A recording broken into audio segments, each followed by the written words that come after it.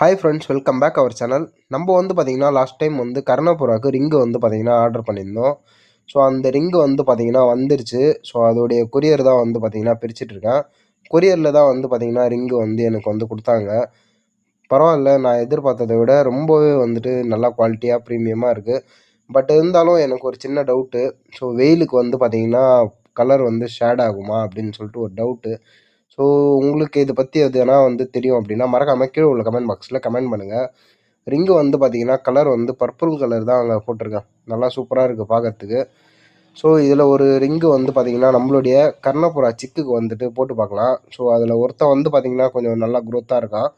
பார்த்தீங்கன்னாவே வந்து தெரியும்னு நெனைக்கிறேன். அவனுக்கு தான் வந்து பார்த்தீங்கன்னா ஏத்தப் போறோம்.